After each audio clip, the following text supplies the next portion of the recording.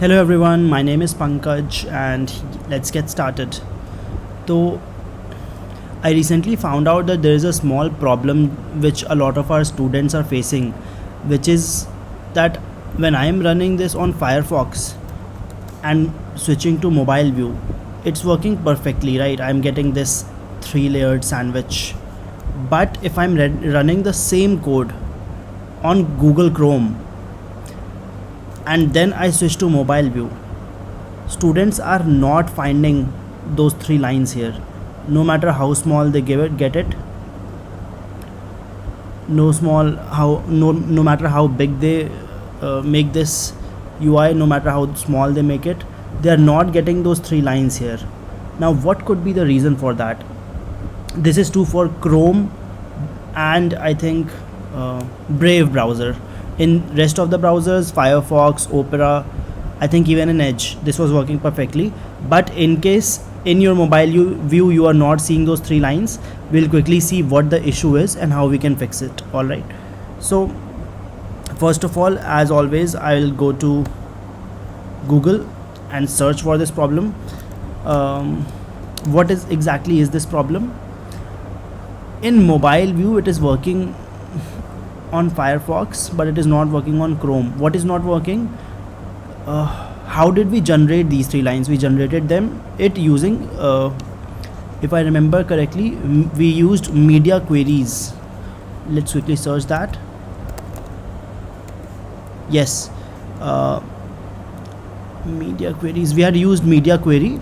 By default, the icon had a CSS of display none, but when the screen size went below 600, it should have become display block and it should have started showing it like this, right? So let's go ahead and debug it. I'll go to Chrome. I'll check the code once that it is first of all, the display size is 250 pixel, which is less than 600. Then I'll go to the code of top nav, right? This is the top nav. As you can see, it is highlighted here. In the top nav, I will find the code for that icon. Here it is, with the class icon whose display will go none in desktop view and it will go block in mobile view. So this is perfect, but as it is suggesting, the display is still none, right? That means the media query is not being applied correctly because the screen size is 330 pixel, and according to our code, if screen size is less than 600 pixel, this is the CSS that should have been applied, but unfortunately it is not being applied. So I'll quickly go to Google and search Chrome media query not working. Alright, let's type this. So Stack Overflow is a very good website. Let's see how it works. Let's see if we can find right answer here. Responsive media query not working in Google Chrome, blah blah blah. This works just fine in Firefox. However, in Google Chrome it always displays itna. So that means something similar is happening in this case, in their case as well, because in our case also our code was working for Firefox and I can see that a lot of media queries have been used. Let's see if somebody found the answer. So the first most upvoted answer says add this line in head, meta name viewport. What is this line? What does it do? Let's first try it and see if it works. If it works, that's when we will start understanding this line. That's how we have been developing our entire website. We copy paste code. If it works, we understand it. If it doesn't work, well, it's okay. We will either debug it or we will switch to something else. So I've written this line. Let me go back to Chrome and wow, these three lines are now here. That means we have come to the right place. Let's go back to Stack Overflow. So it says that add this line in head. That means this is meta information. And then it says name is viewport. Let's quickly search meta viewport. Again, CSS has got level documentation. What is viewport? Viewport is the user's visible area of web page. So this entire visible area of the web page is called the viewport. So here the meta information will be regarding the viewport or the visible area. And what other information we have? We are adding this content property on this tag, whose value is width, device width, initial scale 1.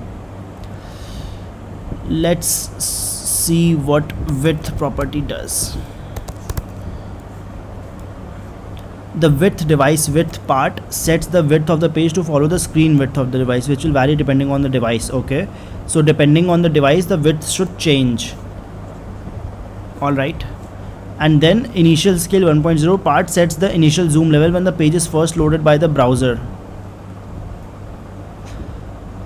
Without the viewport, it becomes like this. With the viewport, it becomes like this. Makes sense? So it scales everything accordingly, according to the screen size. Makes sense? So basically, it is this meta information that we are adding here is regarding this visible web page area, and it says that the width of this web page should be equivalent to the device width. So here, when we remove this line, maybe according to Chrome, the screen size is this entire page, not dependent on this device that we have selected. So when we don't have this line, the entire width that is available to Chrome is actually this entire width, which is more than 600 pixel, because of which when we remove this line from our code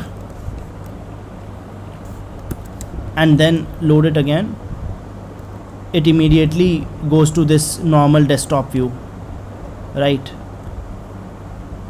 where we don't actually have those 3 lines. As soon as I add that, everything starts to work again, even on Chrome. So perfect.